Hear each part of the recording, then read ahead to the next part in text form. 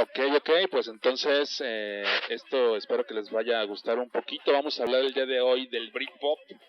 Este género, obviamente, como su nombre lo indica, nacido en Inglaterra. Si nos damos cuenta, realmente la mayoría de los géneros, por lo menos los importantes, o los así, los que fueron un parteaguas, siempre nacen ¿en dónde? En Inglaterra.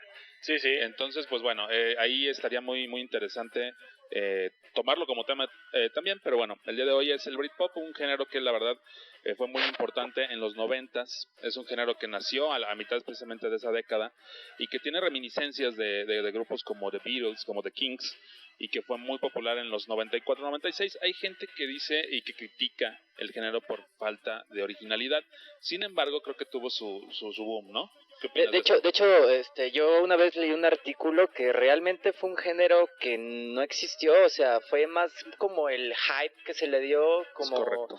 como la atención que los medios le fueron Mediático. creando, Ujú. que como realmente un movimiento Musical. genuino, como un ajá, género, exacto. como tal, o subgénero en este Exacto. caso, ¿no?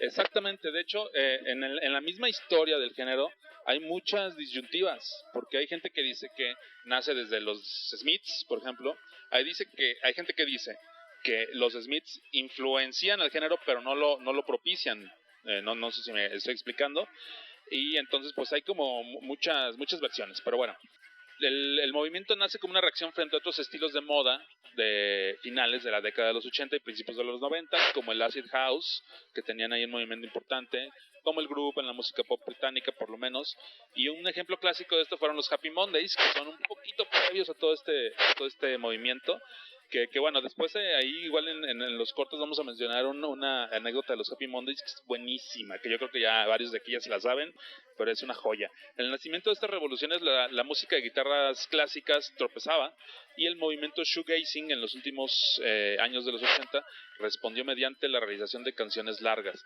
psicodélicas y repetitivas, influenciadas por bandas como My Bloody Valentine, etcétera, ¿no? El nombre sugiere las actuaciones de en directo, que en directo tenían que ser ejercicios de resistencia. Tras esto hubo un corto crucial, lo denominado la nueva ola, o New Age, lo ubicamos un poquito, ¿no?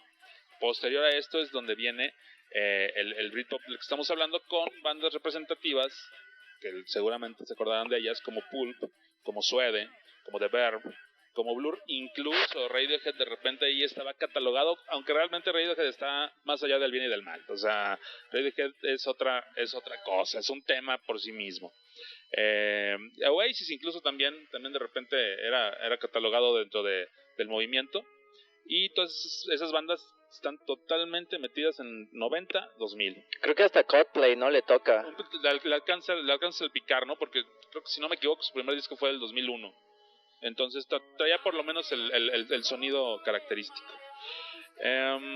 Si bien el Britpop se volvió importante, al menos de manera mediática, cerca del 93-94, el periodista John Harris sugiere que el Britpop comienza con el sencillo de Blur, Pop Scene, y de Suede, The Drowners. Estas bandas son un pilar dentro de no nada más del género, sino de la música de los 90s totalmente. Y que fueron lanzados en 1992, por lo cual podemos decir que el género nace con esos sencillos y en ese año específico. El mismo periodista declaró que si el Britpop comenzó en alguna parte fue una avalancha de alabanzas que saludaron al primer disco de Suede. Todos muy audaces, exitosos y muy británicos. La fuerza musical dominante en ese tiempo era la invasión grunge de Estados Unidos. O sea que mientras en Inglaterra estábamos con todo este tema del Britpop y estos géneros, en Estados Unidos teníamos nada más y nada menos que el grunge. O sea, teníamos ahí como que una competencia bastante buena. Y que se estaba llenando el vacío de Estados Unidos, dejado por la escena indie y la inactividad de los Stone Roses.